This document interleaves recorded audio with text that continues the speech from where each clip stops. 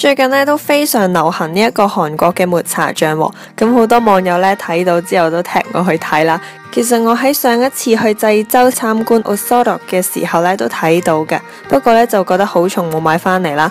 當然而家係超級後悔啊，所以決定喺下一次去韓國之前咧就自己動手 DIY 先啦。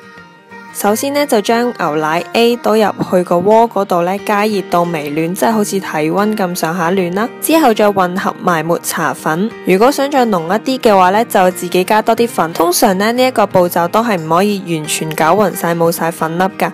如果你想送俾人嘅話呢，你就可以過咗篩先，咁就好睇啲啦，隔走晒啲大粒嘅抹茶粉。抹茶牛奶呢，就擺埋一邊先。之後呢，就將牛奶 B、淡忌廉同埋砂糖攪埋一齊。喺個煲嗰度加熱，咁砂糖呢，我都係冇按食譜嘅份量嘅，只不過係隨手咁樣滗咗2斤，因為唔想太甜啊。同埋煲方面呢，就唔好揀啲好容易會燶嘅煲啦。咁呢個步驟呢，大概要煮15分鐘嘅，咁所以一定要係咁攪啦，如果唔係就會黐底。呢一個步驟開始呢，我就會轉咗用呢一個直膠刮刀。咁去到差唔多10分鐘呢，你就會見到開始會有啲結結地嘅啦。咁呢一個嘅結度呢，就可以自己調節下啦。邊煲奶再邊煲，劇是常識吧。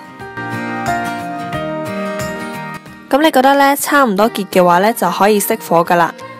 熄咗火，溝翻埋啱啱嘅抹茶牛奶，攪勻晒啦，先至再開翻細火。記住全程都係要開細火嘅。邊有嚟噶？哇 shit， 你又嚟嘅？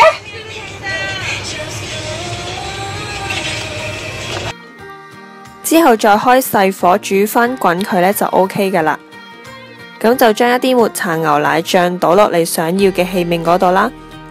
如果整多啲呢，都可以送俾一啲中意食抹茶嘅朋友啦，即係我啊。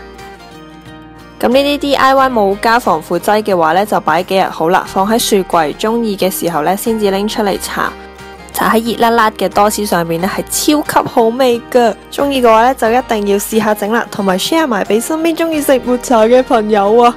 我哋抹茶控大法，下次見，拜拜。